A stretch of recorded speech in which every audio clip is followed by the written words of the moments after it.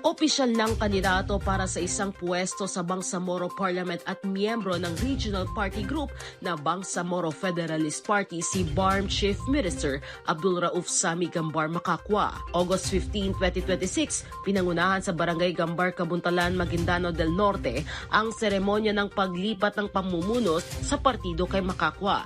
Dumalo sa aktibidad ang libu-libong miyembro at taga-suporta ng partido, mga local executives, traditional leaders at mga miyembro ng Bangsamoro Islamic Armed Forces mula sa iba't ibang lugar sa Maguindano del Norte at Maguindano del Sur.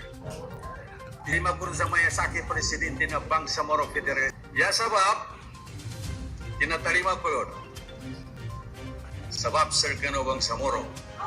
Sabab, Kano Moro Islamic Liberation Front. Kung maalala noong May 7, naghana rin si Macacua sa pamamagitan ng isang emisary ng kanyang kandidasi sa COMELEC Regional Office sa Cotabato City bilang independent candidate para sa isang parliamentary district na sakop ang mga magkakadugtong na barangay sa Cotabato City at Maguindano del Norte.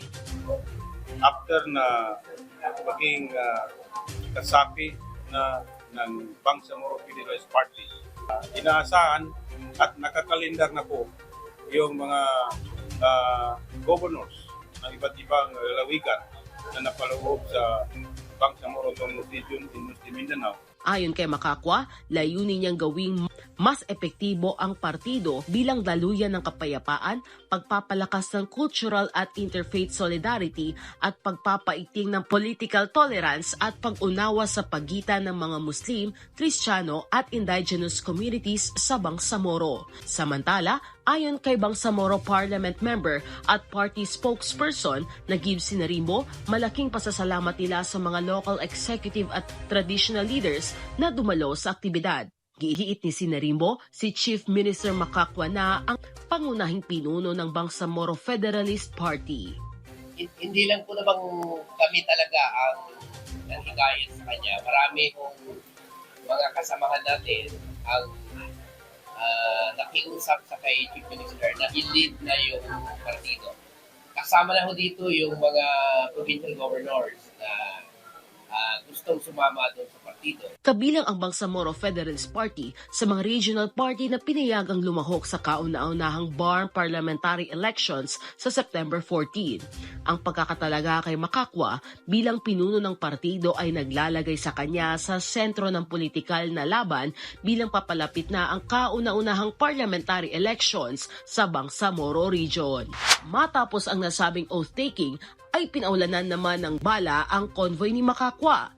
Nakaligtas at hindi naman nasugatan si BARM Chief Minister Abdul Rauf Sami Gambar Macacua at ang kanyang mga kasama matapos ambushin ng mga armadong sospek ang kanilang convoy noong Sabado ng hapon sa Barangay Bito, Dato Udin, Siswat, Maguindano del Norte. Makikita ninyo sa aking tabi ang isa sa mga SUV na pinaulanan ng bala na convoy mismo ni BARM Chief Minister Abdul Rauf Sami Gambar Macacua. Makikita niyo dito sa may driver seat ay mayroong malaking gunshot dito sa may passenger at maging sa likod mismo ng SUV. Ayon sa paunang impormasyon, bandang alas 4:45 ng hapon nang paputukan ng mga armadong sospek ang convoy ni Macacua. Tinamaan ng mga bala ang 3 sasakyan sa convoy kabilang ang mga sasakyang may sakay na security personnel. Mula sa kanyang bayan, sa Barangay Gambar, Mother Kabuntalan, Maguindano del Norte, ang convoy ni Macacua matapos dumalo sa proclamation rally ng Bangsamoro Federalist Party, ang partidong kanyang kinasalihan kamakailan at kung saan siya itinalagang chairman. Kinondena naman at nananawagan ng agaran at malalim na investigasyon sa nangyaring insidente si Pangulong Ferdinand Marcos Jr. Kinondena rin ng ibang partido na lalahok sa BARM parliamentary election ang nangyaring ambush kay Macacua.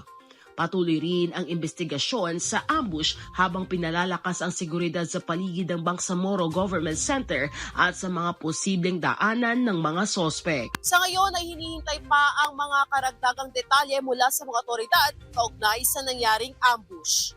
Mula dito sa Bangsamoro Government Center, Trisha Aragon para sa Bayan.